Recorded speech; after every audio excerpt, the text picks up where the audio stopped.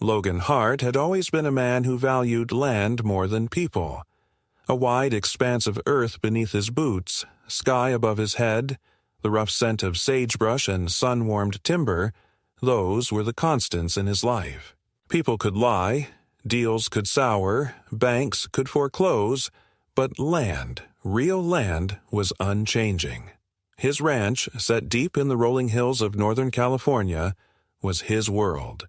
480 acres of mixed forest, open pasture, and rocky slopes where wild boar and deer still roamed free, the kind of property that made developers salivate and politicians scheme. He'd purchased it 12 years ago at a federal auction, after the previous owner's estate went bankrupt. The place was a wreck then. Fences collapsed, the main house half rotten, fields overgrown. But Logan had poured everything into restoring it. No hired hands, no outside investors. Just him, a few trusted contractors, and the sheer stubbornness that had gotten him through 2 failed businesses and a bad divorce.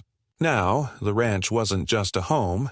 It was a licensed hunting preserve, a working vineyard, and the one thing in his life that was truly, unequivocally his.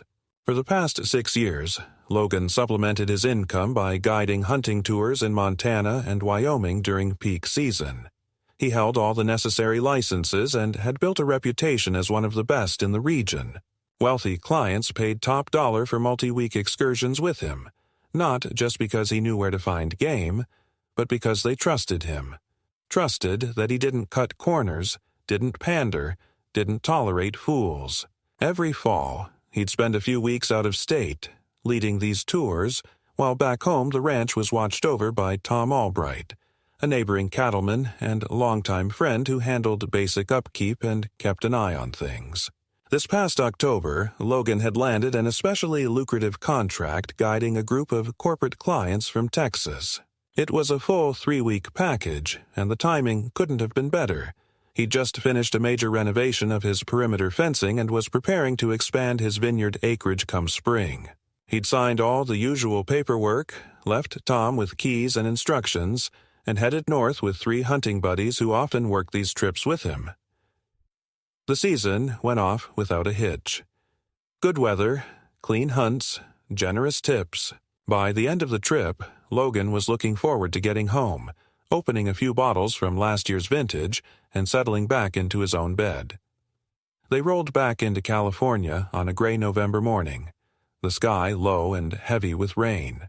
The drive down from Redding had been uneventful, but as they turned onto the familiar back road toward Logan's property, something felt off. It was subtle at first. A new set of tire ruts where there shouldn't have been any. A strange plastic banner glimpsed through the trees. The closer they got, the more glaring the changes became. At the turnoff to his private drive, Logan slammed the brakes. The old iron gate he'd custom-built, with its welded stag emblem, was gone. In its place stood a sleek, automated aluminum gate with a keypad entry system and a laminated sign bolted to the post. Sanders Ranch Agro Resort. Private property. Guests only. Logan stared at it, dumbfounded. He hadn't sold the property. Hell, he hadn't even listed it for so much as a lease. His first instinct was vandalism or squatters, but this was too polished, too deliberate. His hunting buddies, men he'd known for years, exchanged glances but said nothing as Logan climbed out and examined the setup. The keypad was brand new, still smelling of factory plastic. The cameras mounted on the posts weren't his. He knew every inch of wiring on this property, and these were unfamiliar models. There was no legal notice posted, no county documentation, no contact number. Just the absurd agro resort branding and a bold warning that unauthorized vehicles would be towed. The hell they would. Logan wasn't about to sit in his truck scratching his head. He knew of an old service path running through the West Woods, used in the past for logging trucks. The road hadn't seen regular use in years, but with a 4-wheel drive and steady hands, they could make it through. He led the convoy off-road, the 3 hunting trucks crawling through the mud and low branches, engines growling. The deeper they went, the more signs of occupation emerged. brightly colored flagging tape on the trees, temporary plastic fencing strung through parts of the vineyard, piles of gravel dumped at odd intervals. When they finally reached a clearing with a view of the main house, Logan's gut twisted. The front lawn had been converted into a makeshift parking lot. 6 or 7 SUVs, a couple of luxury RVs, and 2 contractor vans were parked in haphazard rows.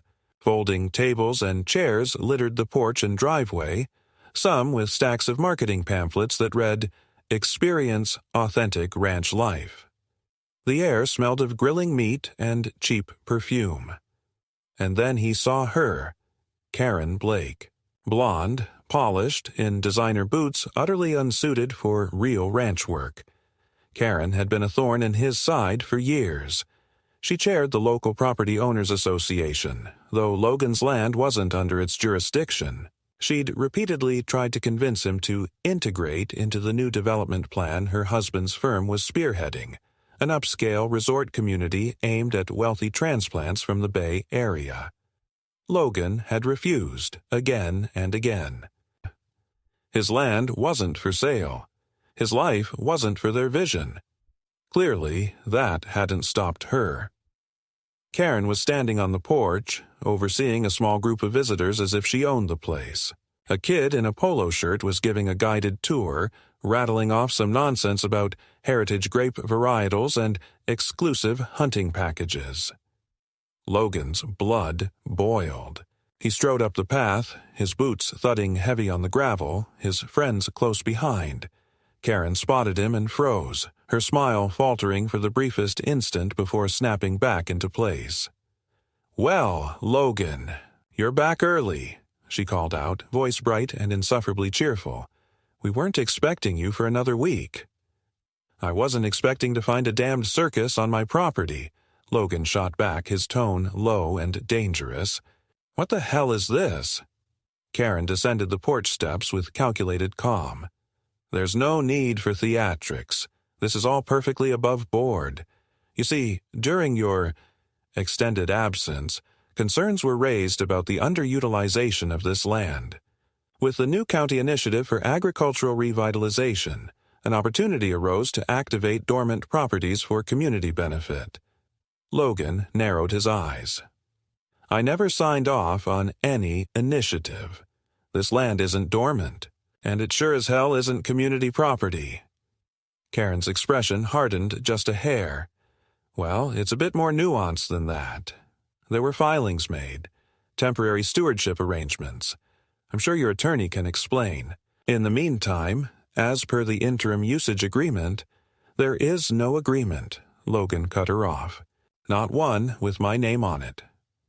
Behind him, one of his buddies muttered under his breath, fingers twitching toward the hunting rifle still cased in the truck. Logan made a subtle gesture. "Stand down." He wasn't about to give this woman or any of her sycophants the excuse to paint him as an armed lunatic. But inside, he was seething. This wasn't a misunderstanding. This was a calculated move, executed while he was out of state and unable to respond in real time. Karen, seeing no immediate compliance, shifted tactics. "Logan, let's be reasonable. You've been gone for weeks. The county has approved this temporary activation under economic development codes. You'll find that the revenue potential here is quite substantial. I took the liberty of coordinating initial marketing." "Shut it," Logan said flatly. "I'm calling my lawyer, and you're going to start clearing these people out before things get ugly." Karen's facade cracked for just a second, a flicker of genuine alarm crossing her features. But she recovered quickly, offering a tight, patronizing smile. "I'd advise you to proceed carefully, Logan. There's a great deal of liability at play now, and you wouldn't want to cause a public scene. After all, there are families present." Logan's jaw clenched. He turned on his heel and stalked back toward his truck. Already, his mind was racing. Who in the county office had signed off on this? What exactly had been filed in his absence? And more importantly, how fast could he dismantle this operation before it became a legal quagmire? One thing was clear. This wasn't going to be settled with a simple phone call or a cease and desist. Karen had set a trap. one that threatened not just his land but his entire way of life. And Logan Hart wasn't about to roll over for anyone. Logan stood on the porch of his own house, one boot braced against the worn timber post as he waited for his attorney to pick up. The ringtone seemed to stretch unnaturally long, every second feeding the fire simmering in his chest. Finally, a click. "Rogers," came the familiar voice of Dean Rogers, a no-nonsense property lawyer Logan had used for years. Logan wasted no time. "Dean, we've got a problem. I just got back and my ranch is crawling with squatters. They've changed the gate, installed cameras, and some marketing crap calls this place a damn agro-resort. Karen Blake's behind it." There was a pause, then Dean's voice sharpened. "You're kidding. She moved on it while you were gone?" "Not kidding. She's got families here, contractors, RVs. Claims the county greenlit some temporary stewardship under an ag initiative. I need you to find out exactly what was filed and who signed off." "Understood. Stay put. Don't escalate. Let me dig. I'll call you in an hour," Dean said before hanging up. Logan exhaled through his nose, forcing his hands to unclench.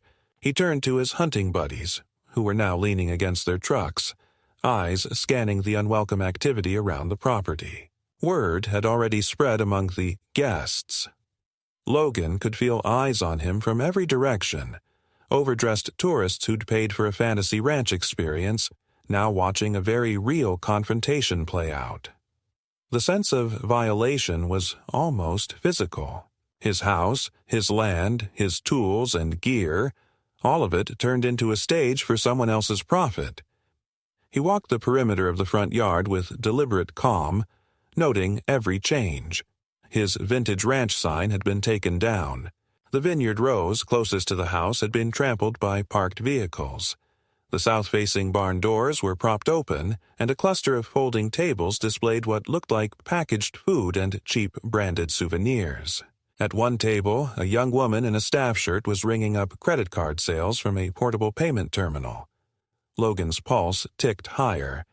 This wasn't some rogue art project. This was full-scale commercial use. He scanned the yard again, and his stomach sank. His personal workshop, a side building where he kept firearms, archival documents, and family heirlooms, had a laminated "Exhibit Closed" sign taped to the door. Someone had tried to jimmy the lock. The scratches around the deadbolt were fresh. Dean called back in just under an hour. Logan moved to his truck to take the call in privacy. "It's worse than I thought," Dean began without preamble. Karen filed a notice of interim stewardship under the county's new Economic Development Ordinance, Section 48 SE. It's meant to allow temporary community use of underutilized ag land, usually for things like seasonal markets or educational tours. Logan swore under his breath. "I never signed any of that." "Of course you didn't. But the ordinance allows for a presumed consent clause if the landowner is absent and if a community petition is filed." Dean continued, "Karen's people submitted a petition, completely fabricated, I'd wager, while you were out of state, claimed that your ranch was sitting idle and that they had support from adjacent landowners." Logan's jaw tightened. "I'm not part of their association. My land's private, and my use is licensed through the state. Doesn't matter to them. They're exploiting a gray area. The ordinance wasn't written with private preserves like yours in mind. I'm pulling every filing and will start drafting a motion to void the stewardship order. But you need to document everything now. Photos, names, any signage or commercial activity." Logan hung up and relayed the update to his friends. Without a word, they began fanning out across the property, phones in hand, snapping images of the cars, the marketing signs, the damaged vineyard rows. Logan headed straight for the barn. Sure enough, the interior had been partially cleared, bales of hay shoved aside to make room for a makeshift tasting area. Plastic glasses, bottles of cheap white wine, definitely not his label, and laminated menu cards offered authentic ranch pairings.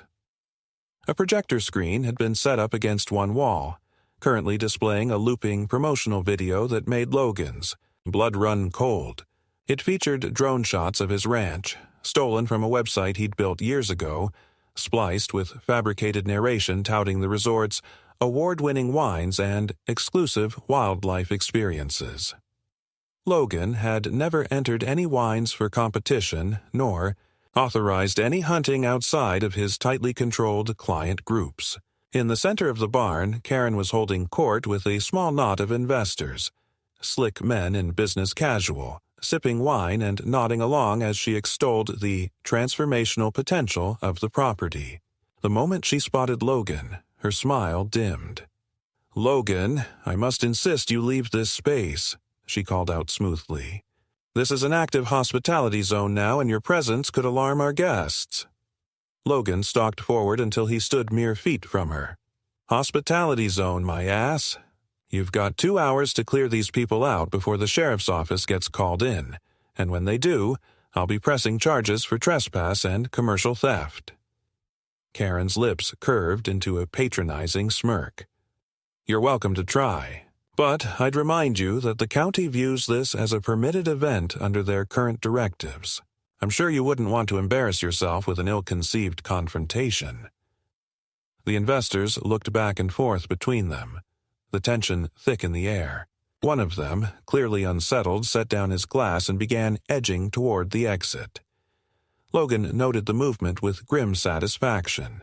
Returning to the porch, Logan pulled up the county's online portal on his phone and began searching for any public notices about the so-called stewardship program. As expected, nothing had been posted. The filings had been done through a bureaucratic loophole with no public review period. This wasn't oversight. This was an ambush. Minutes later, Tom Albright's wife, Rachel, called. Her voice was tight with worry. "Logan, Tom's in the hospital. Someone ran him off the road last week. He's got a concussion, broken ribs. He was going to call you, but he's been in and out of it." Logan's grip on the phone tightened. "What do you mean, ran him off the road?" "Pickup with no plates followed him after he left your place, forced him into a ditch near Dry Creek." Rachel's voice broke. He thinks they were trying to scare him. Or worse." Logan's mind snapped into razor focus. This wasn't just a legal stunt. They'd already crossed into intimidation, possibly assault. He relayed the news to Dean, who responded with chilling calm. "That changes things. We'll expand our filing to include criminal conspiracy and property tampering. But Logan, you need to prepare for escalation. They're desperate now." Logan looked out over his land, where strangers still roamed, laughing and snapping selfies as if this were some curated theme park. He'd fought hard to build this life, and now it was under siege. He turned to his friends. "We're locking this place down, starting now." By the time dusk began to settle over the rolling hills of the ranch, Logan's blood was running ice-cold with purpose. This wasn't some messy neighbor dispute anymore. It was coordinated, premeditated, and already bleeding over into criminal territory. He'd fought for this land. Through years of debt, a bitter divorce, and endless pressure from developers, and he wasn't about to watch it be stolen out from under him by a smug opportunist and her cronies. No, this was going to be handled methodically by the book where it served him, and by forceful presence where it didn't. The first move was containment. After briefing his hunting buddies on the legal minefield, Logan sent 2 of them out with cameras and GPS units to fully document the perimeter violations. Property lines weren't just barbed wire here. Logan had recorded easements, surveyed trails, and registered conservation corridors on file. Every inch that Karen's people were now trampling would be recorded, time-stamped, and submitted as evidence. The other 2 men remained with him, walking the interior of the property to catalog what had been altered or damaged. The deeper they went, the worse it became. In the southern field, normally left wild for habitat preservation, they found deep tire ruts where heavy equipment had been driven across the fragile soil. Along the creek line, a crude footbridge had been installed, clearly to accommodate guest traffic. Worse still, the vineyard's irrigation controller had been tampered with, its security lock removed and settings altered. Someone had rerouted part of the system to supply temporary plumbing for the RVs now parked near the orchard. Logan swore under his breath. This wasn't just squatting anymore. This was outright vandalism and theft of agricultural infrastructure, a serious offense under state farming codes. Returning to the house, Logan's mood darkened further. A new batch of guests had arrived, parking directly in front of the main barn. Music was now pumping from portable speakers, and the smell of grilled food and cheap wine wafted through the evening air. Karen was holding another orientation, her voice rising above the noise as she extolled the ranch's sustainable traditions to a group of city dwellers snapping selfies under the patio lights. Logan didn't approach her this time. He had a different target. Crossing to his truck, he dialed Sheriff Matt Dolan. Matt wasn't a close friend, but they had history, mutual respect built over years of quiet professionalism. When the line picked up, Logan kept his tone even. "Matt, I need to file a formal criminal complaint. Trespass, vandalism, assault on one of my contractors. The situation's out of control." There was a long pause. "I heard about it," Matt admitted. "Been getting calls from both sides. You need to know. Karen's husband's firm has ties with the county board. There's political heat on this already." Logan's grip tightened. "Tom Albright's in the hospital because of this. They've wrecked my land, hacked my systems, and they're running a full-scale illegal business here. I want deputies on site tonight to document it." Another pause. Then Matt sighed. "All right. I'll send a senior deputy, but understand, orders from the county DA's office are to treat this as a civil dispute until further notice. Politics, Logan. Tread carefully."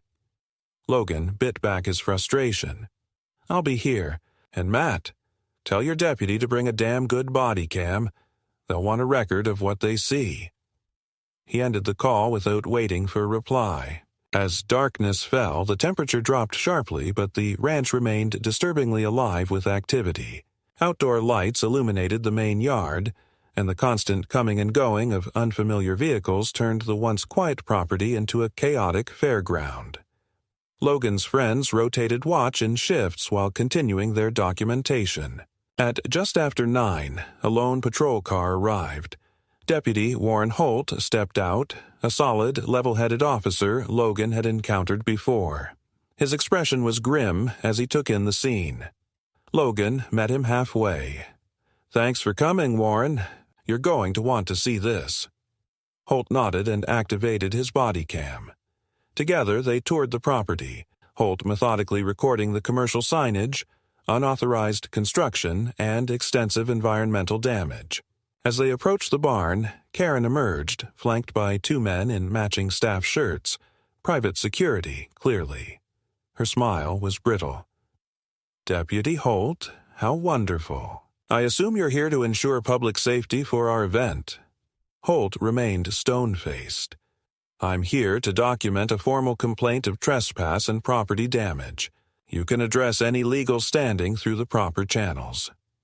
Karen's eyes flicked toward Logan, then back to Holt. "You'll find that the county's stewardship order fully authorizes our presence here. I'll be happy to provide documentation." Logan stepped forward. "You'll also find evidence of unauthorized commercial activity, tampering with state-licensed agricultural equipment, and assault on my contractor. And if you're so confident in your paperwork, you won't mind me recording every inch of this mess for the DA's office." Holt raised a hand. "Both of you, enough posturing. My job is to document facts, not referee. Mrs. Blake, I'll need to see that stewardship order." Karen hesitated. "It's filed electronically with the county. I'll provide a copy in the morning." Holt's expression didn't change. "Then for now, consider this an open investigation. No further expansion of activity is permitted until legal standing is verified." After Holt's patrol car departed, Logan gathered his team on the porch. "This is going to drag. The county's sitting on their hands, and Karen's pushing hard to establish a false narrative of legitimacy. We're going to tighten the perimeter, but no provocations. They want us to snap. We won't." The men nodded grimly. "What about your irrigation?" one asked. "Already flagged it with the state ag inspector," Logan replied. "Dean's drafting injunctions. But here's the thing. We need eyes on them round the clock. They're playing for public sympathy. One false move on our side and it'll bite us." The next morning brought fresh outrages. A crew of unlicensed workers arrived with a flatbed carrying prefab deck materials, clearly intended to erect a viewing platform near the western ridge, a conservation zone strictly protected under state wildlife statutes. Logan intercepted them before they could unload. "You're trespassing," he said coldly. "No permits, no access. Turn around." One of the workers, a nervous kid no older than 20, hesitated. "We were told this was part of a county-approved project." "It isn't," Logan snapped. "And if you so much as drive another stake here, you'll be facing felony charges." The crew wisely retreated. Minutes later, Karen appeared with the county code inspector in tow, a woman named Denise Marks, whom Logan recognized as politically aligned with the Blake family. Marks wasted no time attempting to assert her authority. "Mr. Hart, under Section 48C, this land is subject to interim activation protocols. You're obstructing permitted development." Logan's reply was icy. "The legal status is under formal challenge, and you're currently trespassing on a state-registered conservation easement. Step off this land now, or I'll call Fish and Wildlife Enforcement." Marks blanched visibly. The one agency even county politicians couldn't bully was state conservation. She muttered something about needing to review easement maps and departed hastily. By late afternoon, Dean called with an update.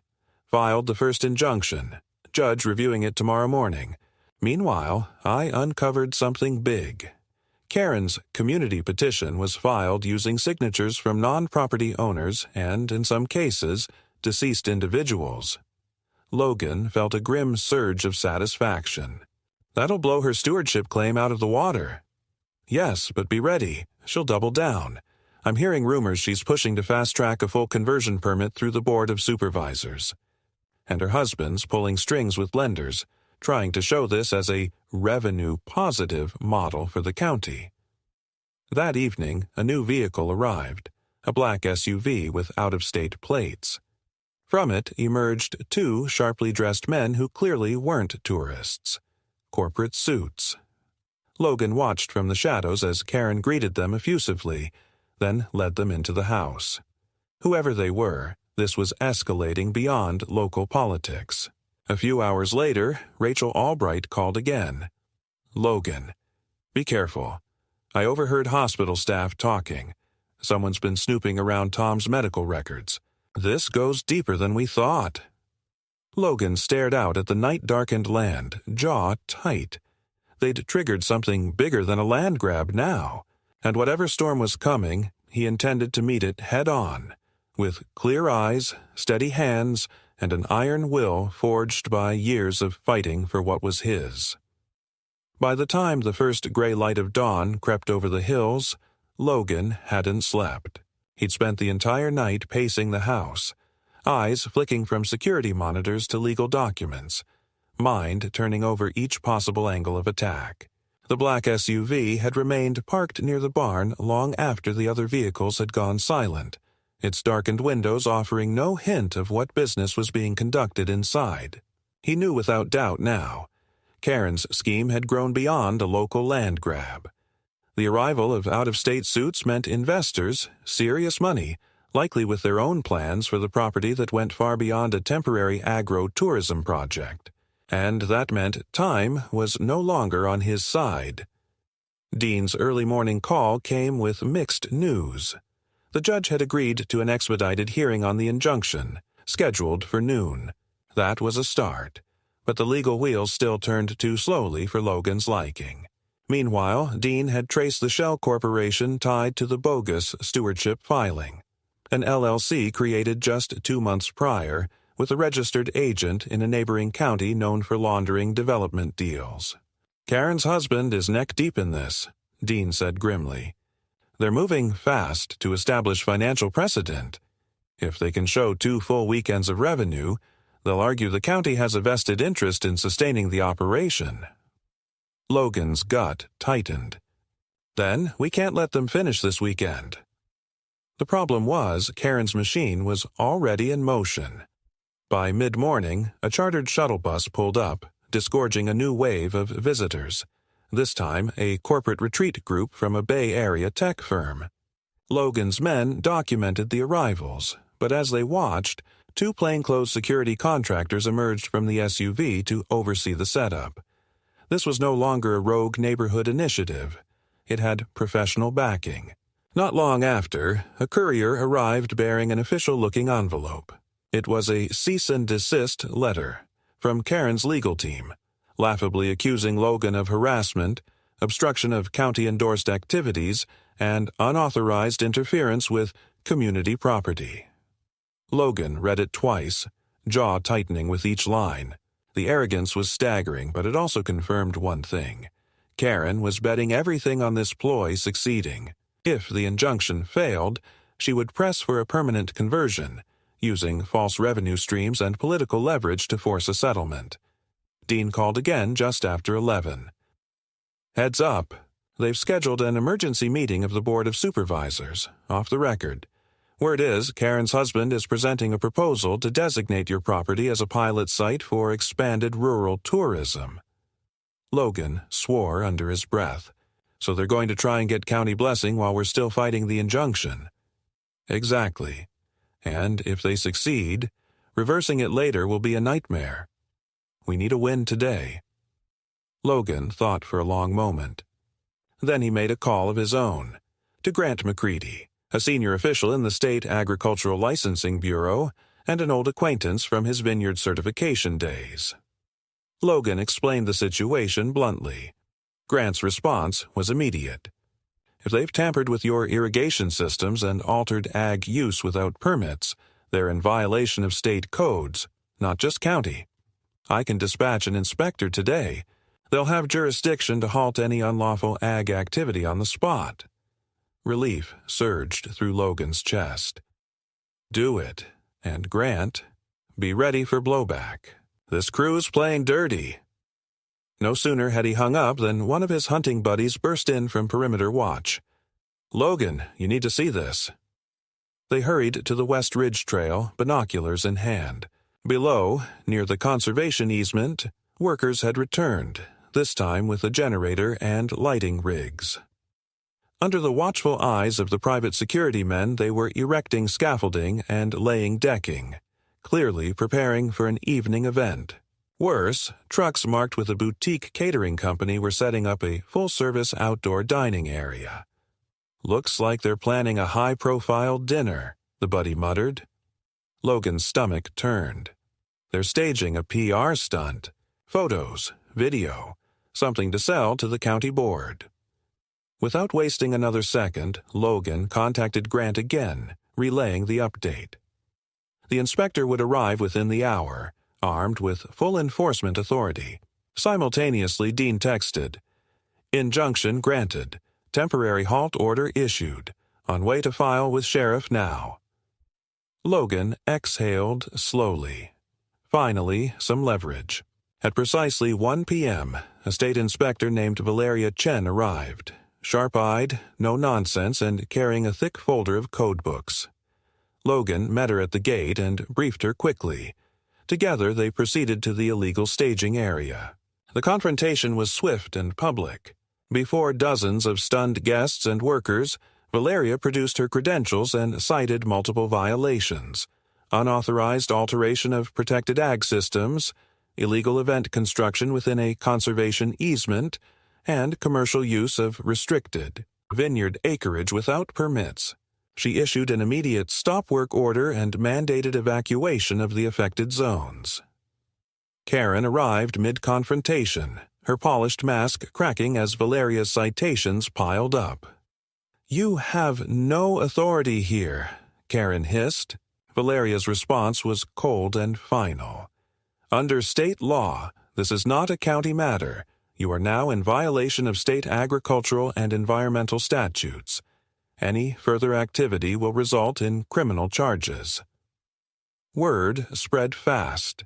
Within an hour, half the guests had departed, spooked by the sudden shift.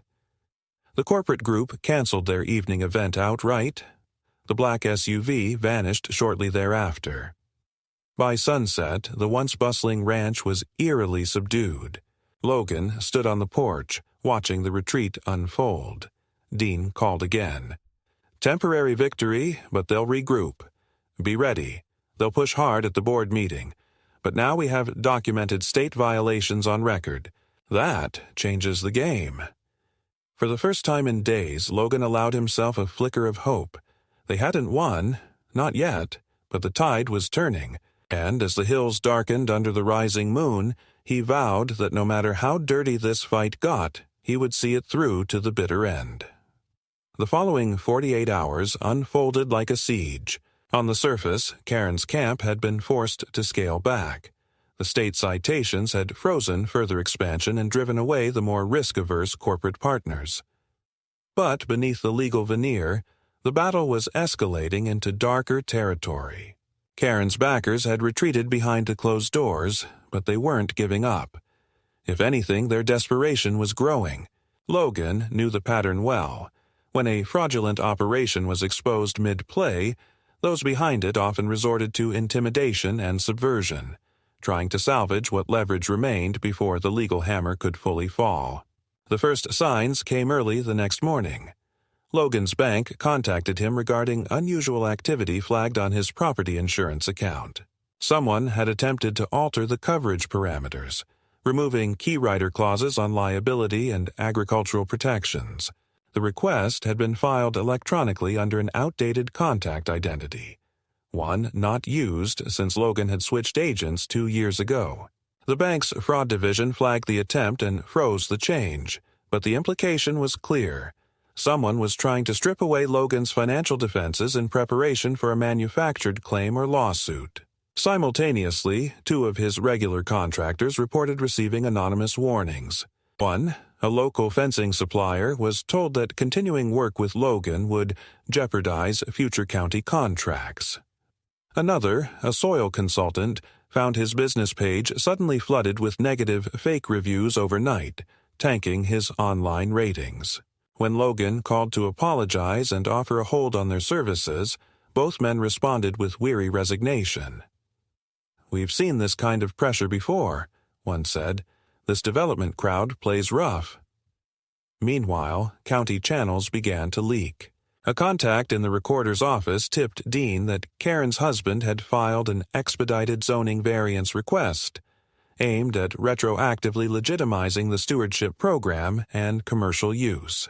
The board meeting, initially rumored to be informal, had been locked into a full agenda slot for the following Monday. Karen's plan was crystallizing. Use political leverage to push through a county blessing before the injunction process could advance further. Compounding the tension, Rachel Albright reported a disturbing development. The day after Tom was moved to a recovery ward, a pair of unfamiliar men attempted to access his room under the pretext of insurance verification. Staff intervened, but hospital security footage captured the suspects, neither linked to any legitimate agency. Dean immediately flagged the incident to law enforcement as part of the growing conspiracy case. Throughout the ranch, a sense of siege deepened. Though overt activity had diminished, Karen's loyalists maintained a constant presence near the main house and barn.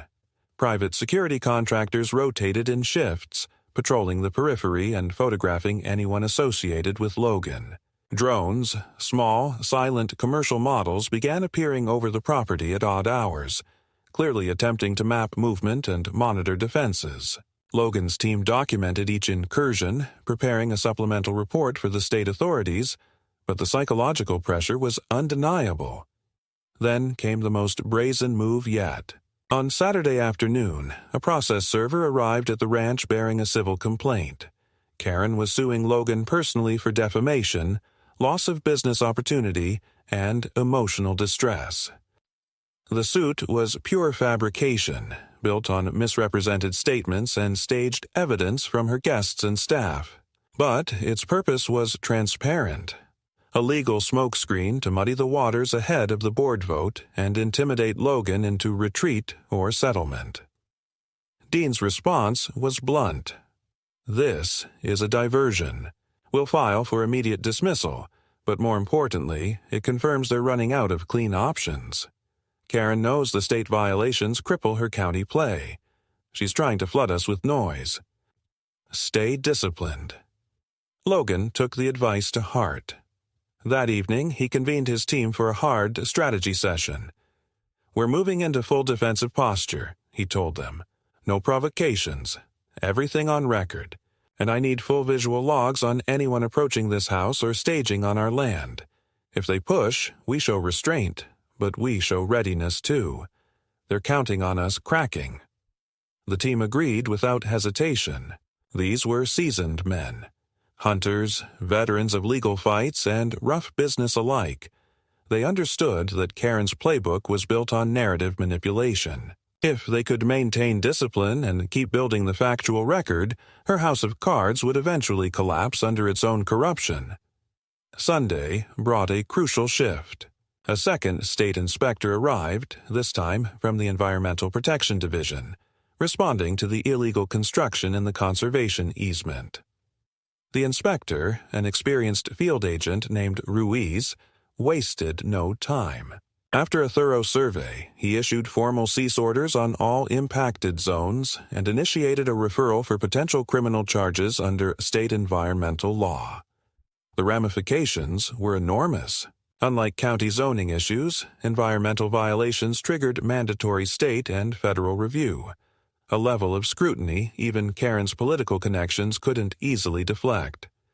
Word of the inspection spread quickly through the county. By late afternoon, Logan began receiving cautious outreach from sympathetic landowners and even a few local officials. The tide of local sentiment was beginning to shift. Karen's scheme, once wrapped in slick PR about community revitalization, was being exposed as a predatory land grab dressed in bureaucratic camouflage. But the enemy wasn't done. That night, at precisely 3:17 a.m., Logan's perimeter alarms tripped. A group of unknown individuals, 4 by the camera count, had attempted to breach the southern access gate. They were well equipped, carrying bolt cutters and wearing face coverings. Logan's team responded immediately, activating floodlights and issuing verbal warnings. The intruders fled, leaving behind damaged fencing and scattered tools.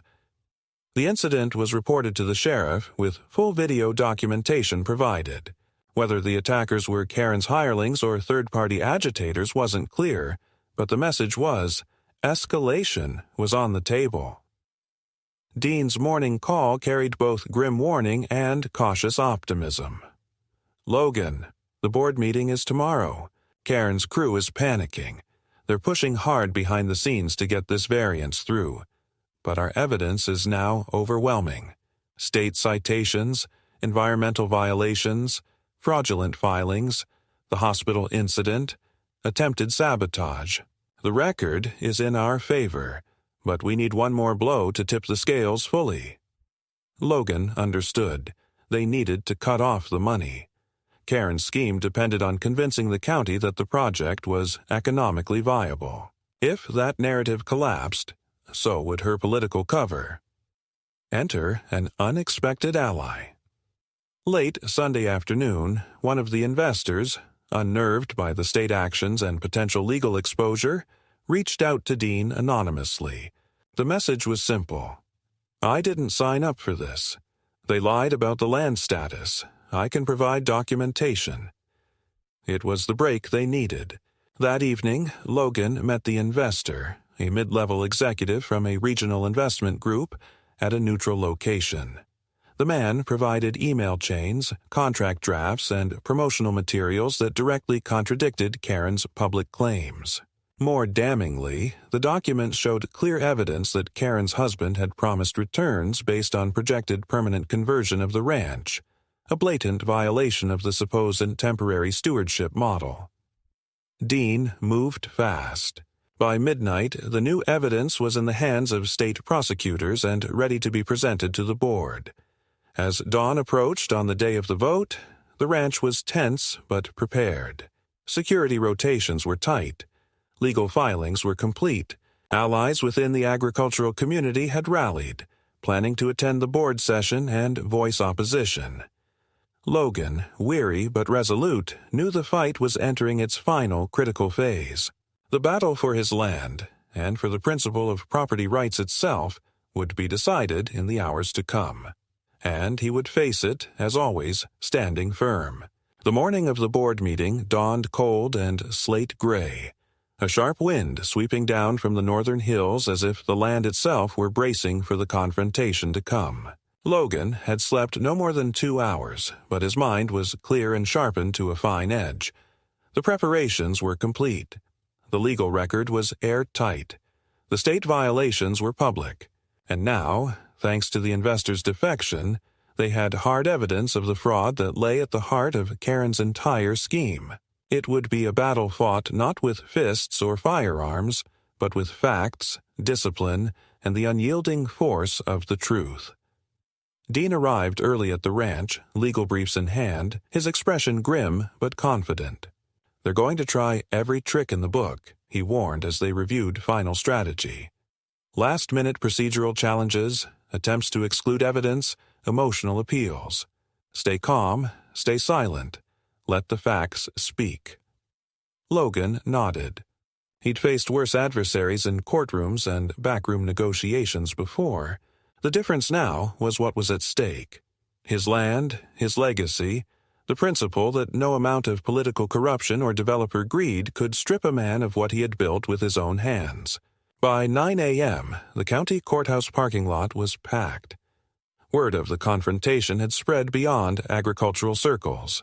Ranchers, vintners, property rights advocates, and concerned citizens had gathered, many waving signs condemning land seizures and backroom deals.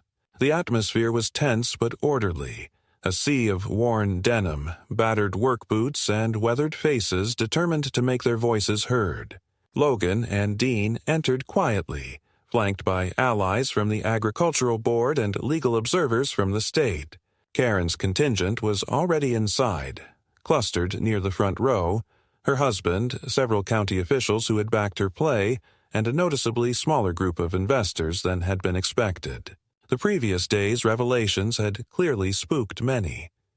When the session opened, Karen wasted no time.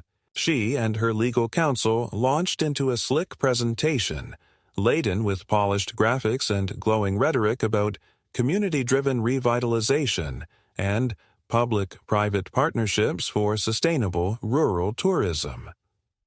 Carefully selected testimonials were read aloud, and glossy photos from the initial event were displayed, omitting, of course, any mention of the state citations or environmental damage. But the cracks were already showing. County Supervisor Martinez, normally a Karen ally, raised pointed questions about the legal standing of the stewardship filing and the mounting state violations. Another supervisor openly cited public outcry and the wave of opposition letters received over the weekend. Karen's composure began to fray. Then Dean rose to speak. In a calm, deliberate voice, he laid out the timeline of events: the fabricated community petition, the unauthorized commercial activities, the tampering with protected agricultural systems, the environmental violations. He presented the investors' documentation, highlighting the deliberate misrepresentation of land status and the illegal financial promises made to backers. Each point was backed by irrefutable evidence, methodically entered into the public record. When he finished, the room was silent. Karen attempted a rebuttal, but her voice trembled. The supervisors pressed her for explanations on the fraudulent filings and state violations. Her husband attempted to intervene, only to be sharply reminded that he was not an official party to the proceeding. The momentum had shifted irreversibly. Then came the final blow.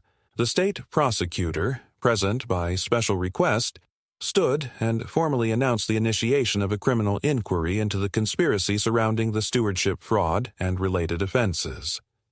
The room erupted in murmurs. Karen's face drained of color. Her counsel hastily requested an adjournment, which was denied. In a unanimous vote, the board rejected the zoning variance and nullified the temporary stewardship designation, effective immediately. Further, they ordered a full audit of all related county filings and referred the matter for state review. Karen and her husband, visibly shaken, exited under a barrage of press questions and public jeers. Back at the ranch that evening, Logan stood on the porch, the crisp air filled with the scent of rain on dry earth. The private security teams had vanished. The illegal structures were already being dismantled under county order. The ranch was his again, battered, scarred, but unbroken. Dean joined him, a rare smile on his face. "It's not over," he cautioned. "The civil suit will drag on. The criminal case will take time, but the land is safe. You won." Logan nodded slowly. "Wasn't about winning," he said quietly. "It was about standing, and showing them this land's not for sale. Not now, not ever." As darkness fell over the hills, the ranch lay quiet once more. The fight had been brutal, the cost high. But in the end, the land remained where it belonged, in the hands of the man who had fought for it with everything he had. And that was a victory no court or council could ever take away. The weeks that followed were a strange mixture of relief and slow, grinding recovery. On paper, the battle had been won. The board's rejection of the zoning variance was final, the stewardship designation voided, and the county's official position now aligned with Logan's rightful ownership. The criminal inquiry moved steadily forward, with subpoenas issued and key players already seeking deals in exchange for testimony. Karen and her husband had gone to ground, their once public social media presence scrubbed, their firm quietly shedding projects as investors fled the sinking ship. But the scars left behind on the ranch were real. The land bore them in tire tracks carved into fragile soil, in irrigation systems damaged beyond easy repair, in fences cut and hastily mended. More than that, the trust that once bound Logan to the surrounding community had been tested, frayed by the knowledge of just how many local officials had been willing to look the other way for a slice of promised profit. Logan didn't dwell on the bitterness. There was too much work to be done. From dawn to dusk, he and his team worked methodically to restore what had been lost. New fencing was ordered and installed, designed this time with embedded sensors to prevent future tampering. The vineyard's irrigation system was overhauled, with modern redundancies and tighter security on all control units. The conservation easement was carefully rehabilitated under guidance from state experts, ensuring that the ecosystem would recover from the illegal incursions. The most visible changes, however, were in the ranch's perimeter. Where once simple gates had stood, Logan now oversaw the installation of reinforced access points, monitored remotely and tied into a private network with off-site backups. It wasn't paranoia. It was the hard-earned understanding that no piece of paper, no court ruling could fully shield a man from those determined to take what wasn't theirs. The community watched these changes in respectful silence. Slowly, some began to reach out, not with platitudes but with quiet acknowledgments of respect. Fellow landowners, vintners, and old ranching families stopped by to offer assistance, to compare notes on legal defenses, to share war stories of their own brushes with political overreach. A loose network began to form, informal but determined, united by the principle that land earned and worked for would not be surrendered to the smooth-talking forces of speculation and greed. Among the visitors was Supervisor Martinez. Once counted among Karen's allies, the ordeal had clearly shaken him. One cool autumn morning, he arrived unannounced, hat in hand. "Mr. Hart," he began, "I owe you an apology. I didn't see how deep this ran. I should have asked harder questions sooner." Logan studied the man for a long moment before nodding. "What matters is where we go from here." They talked at length, and while Logan made no promises of political alignment, a tentative understanding was reached. Future land use policy would be crafted with genuine stakeholder input. Not backroom, deals. The civil suit, predictably, sputtered.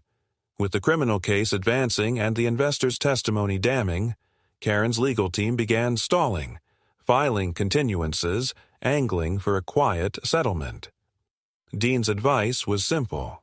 Hold fast. They want this to fade, he explained, and we won't let it. The longer this drags, the more their reputation bleeds. Logan agreed.